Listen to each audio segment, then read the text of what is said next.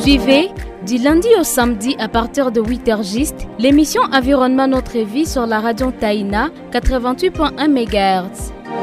Environnement Notre Vie, un espace de partage des nouvelles sur la gouvernance des ressources naturelles, la lutte contre le réchauffement climatique et l'agriculture. À la présentation, Daniel Makassi.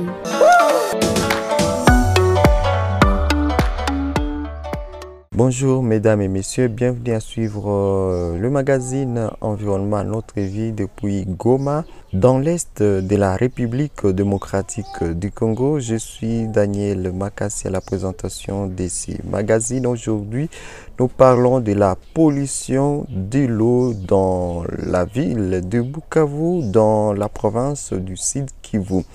Nous recevons aujourd'hui le master Philippe Aksanti, qui est le coordonnateur de l'association des jardiniers Amis de la Nature au Congo, également point focal de la cellule bio-RDC. Il abordera ici cette problématique de pollution de l'eau et ainsi que de causes à la base de cette pollution.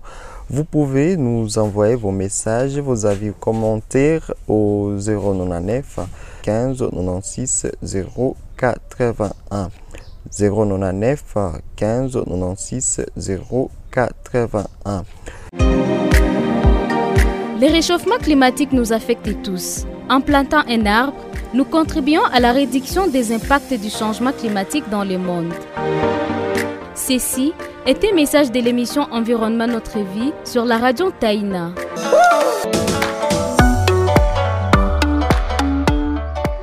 Master Philippe Aksanti, il est au téléphone dans cette émission. Bonjour Monsieur Philippe Aksanti. Bonjour Monsieur Daniel et merci beaucoup de m'avoir invité dans cette émission. Nous sommes ravis de vous recevoir dans ce magazine Environnement Notre Vie aujourd'hui pour parler de la pollution de l'eau. Et pour commencer, dites-nous c'est quoi la pollution de l'eau? En fait, la pollution, c'est un changement de la pollution de l'eau, c'est un changement brusque ou continu de la qualité de cette eau par rapport à son état initial.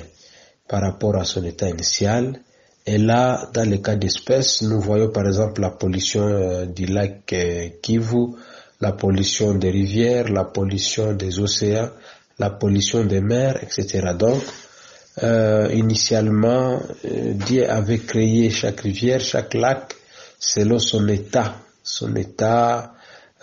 biologique, son état physique, son état lié donc à la turbidité, son état biochimique, etc.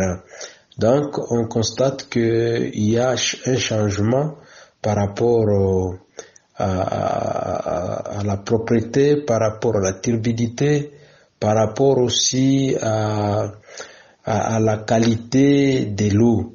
Dans le cas d'espèces, on peut par exemple citer ici le lac Kivu qui est aujourd'hui pollué au niveau de Goma, voire même au niveau du site Kivu. Moi-même j'étais là la fois passée, il y a même une vidéo que j'ai essayé de partager.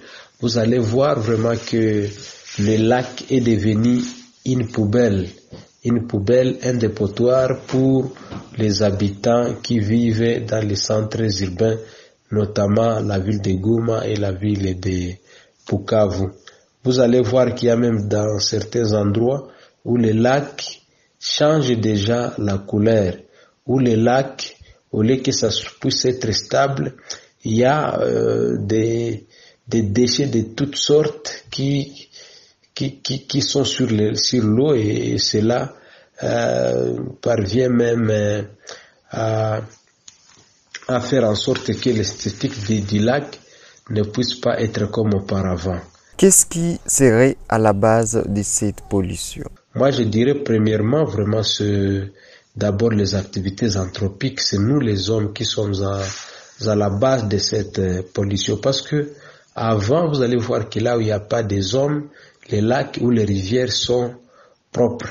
Mais là où il y a des hommes, ce sont des hommes qui constituent les premiers dégradateurs donc du lac au niveau de Goma et au niveau de Bukavu. on dirait que c'est comme si notre système de gestion des déchets ne fonctionne pas bien dans les deux villes. Et parce que quand on voit par exemple les habitants qui n'ont pas conscience, qui ne prennent pas conscience par rapport à la bonne gestion des déchets, cela constitue déjà un danger, un risque potentiel pour les lacs, pour nos rivières. Et sachez bien, Monsieur Daniel, que plus les lacs ou les rivières sont pollués, et c'est le cas du lac Kivu, plus les êtres vivants dans ces lacs vont bientôt disparaître, parce que normalement, ces déchets-là font en sorte qu'il y ait une méthanisation dans l'eau, et puis avec cette méthanisation, ça va changer directement la qualité de cette eau, et puis il y aura des aspects physico-chimiques qui vont changer, et cela va se répercuter négativement sur les espèces, les êtres vivants qui sont là, et là je peux dire directement les micro-organismes, les poissons, il y a même d'autres espèces qui vivent dans le lac qui vont disparaître parce que il y a les pH, le potentiel en hydrogène qui n'est plus donc stable, et puis ça va changer, et demain peut-être vous allez voir que ça aura un risque potentiel sur l'Hymnotricha myodo que nous appelons Sambaza, qui sont dans les lacs, qui vont bientôt disparaître parce que avec cette pollution, je ne vois pas vraiment l'Hymnotricha myodo, les Sambaza se développer dans cet état de l'eau au niveau du sud et du nord Kivu.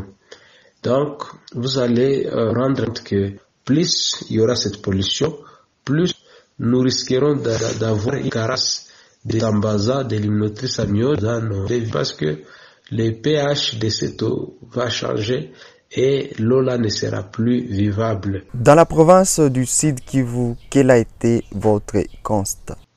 Au Sud Kivu, vraiment, le constat que j'ai fait est que quand j'étais sur les lacs Kivu, il y avait même des déchets de toutes sortes.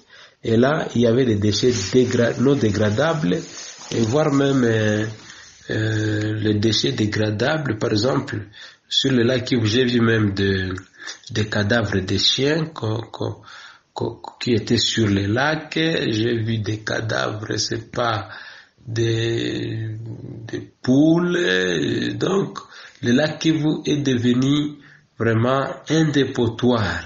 C'est devenu le lieu où l'on jette les déchets. Au lieu que ça puisse être un lieu où le poisson peut facilement se développer, ça devient notre dépotoir.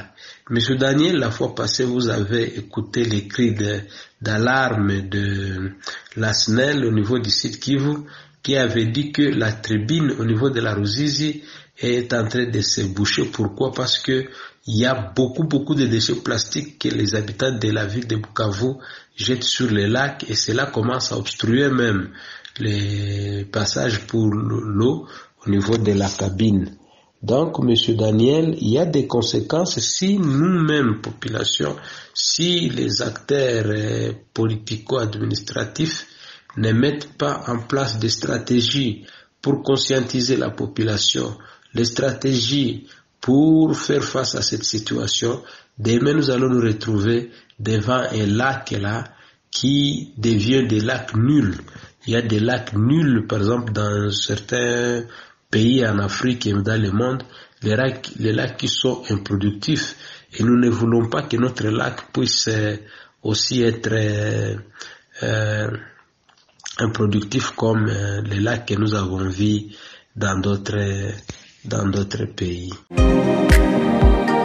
Le réchauffement climatique nous affecte tous. En plantant un arbre, nous contribuons à la réduction des impacts du changement climatique dans le monde. Ceci est un message de l'émission Environnement Notre Vie sur la radio Taïna.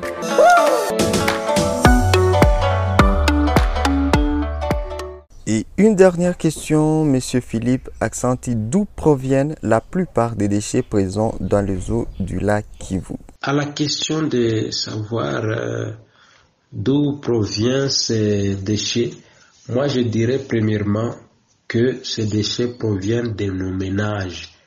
Donc les activités anthropiques, les activités de l'homme, ce sont des sources, des éventuelles sources vraiment de ces déchets au niveau de nos lacs. Parce que vous allez vous rendre compte que tous ceux-là qui consomment par exemple les jus, au lieu de mettre ces bouteilles déjà utilisées dans un endroit où on peut les récupérer pour aller les recycler, il y a les gens qui jettent par exemple ça dans la rivière qu'on appelle Gaoua. Et cette rivière-là, c'est la rivière qui ramène tout dans les lacs Kivu. Voire même ici à Goma, au niveau des Birere par exemple, il y a des canaux collecteurs de l'eau. Au lieu que les gens puissent s'abonner au système d'évacuation des déchets, ils seront là directement pour jeter les déchets. Quand il pleut, ils prennent par exemple les déchets d'une manière là clandestine, ils jettent ça dans les canaux collecteurs et par après, ça va directement se déverser dans les lacs et ça va créer vraiment une pollution.